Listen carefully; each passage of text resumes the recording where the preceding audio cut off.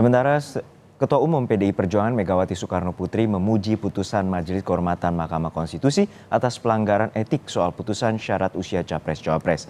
Meski demikian, keresahan Pilpres berjalan jujur dan adil masih ada setelah aparat kembali mencopot baliho pasangan Ganjar Mahfud di Pematang Siantar.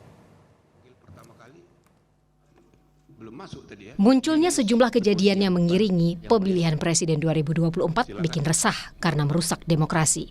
Meski putusan Majelis Kehormatan mengungkap bahwa putusan Mahkamah Konstitusi terbukti melanggar etika dengan pencopotan Ketua MK-nya Anwar Usman, tapi masih berlaku untuk menjadi dasar pendaftaran Capres-Cawapres 2024.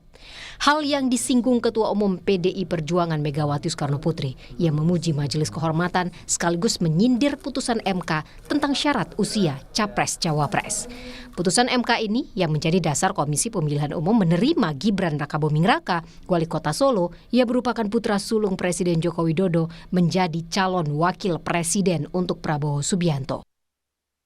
Keputusan Majelis Kehormatan Mahkamah Konstitusi telah memberikan cahaya terang di tengah kegelapan demokrasi.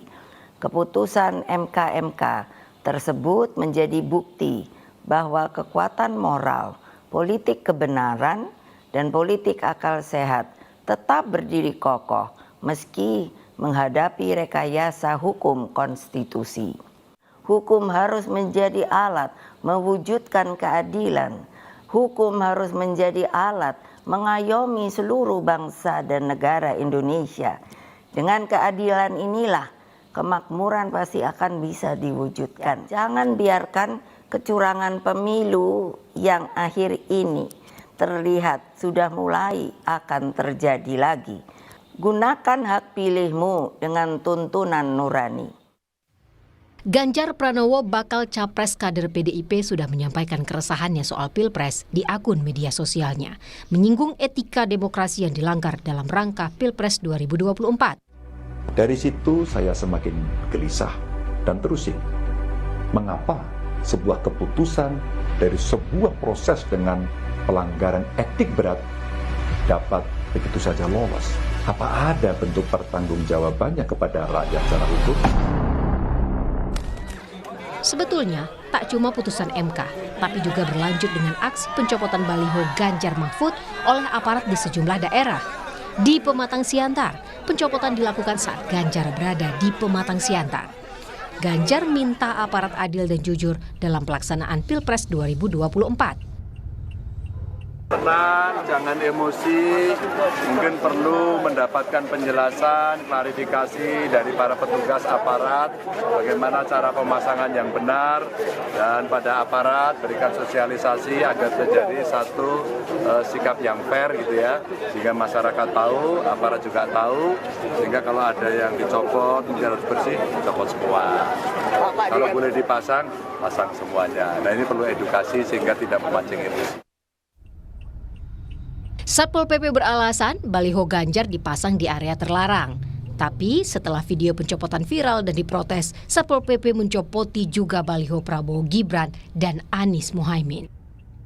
Hal itu dilakukan karena mereka memasang di sekitar area sekolah dan instansi pemerintah. Dan tugas mereka bukan hanya hari ini aja, bukan karena menjelang kedatangan Pak Ganjar, bukan. Jauh hari sebelumnya mereka sudah tetap melakukan penertiban di tanda gambar di area-area yang memang jadi zona larangan, di mana memang sebelumnya mereka telah berkoordinasi dengan KPU jauh hari sebelumnya dan kemarin. Sebelum di Pematang Siantar, di Gianyar, Bali, baliho Ganjar juga diturunkan aparat. Mereka menurunkan baliho sebelum Presiden Joko Widodo datang berkunjung ke Gianyar. Soal netralitas aparat dan kondisi demokrasi jelang pencoblosan Pilpres 2024 juga dirisaukan sejumlah pihak yang bertamu ke kediaman Kiai Haji Mustafa Bisri atau Gusmus di Rembang, Jawa Tengah, Minggu kemarin. Sebagian dari tamu Gusmus turut andil menjelang hingga terjadinya reformasi 1998. Beliau langsung mengatakan bahwa beliau merasakan hal yang sama. Jadi secara eksplisit beliau mengatakan bahwa apa yang disampaikan itu sebenarnya refleksi dari yang dirasakan oleh masyarakat kita. Jadi ini bukan pikiran elitis, bukan analisis kaum intelektual, bahkan beliau secara khusus tadi mengatakan kepada saya, boleh jadi sebagian penyelenggara negara tidak berperilaku, tidak bersikap sebagaimana yang kita harapkan, itu juga karena sebagian masyarakat kita juga mengalami krisis nilai. Sangat memprihatinkan sekali. Bahkan nepotisme kekuasaan, Anda lihat sendiri, ditunjukkan, dipertontonkan kepada kita semua secara terbuka, tanpa rasa malu dan salah sama sekali. Bukan nafsu ya, artinya kekuasaan itu menjadi menjadikan orang tertutup hati nuraninya.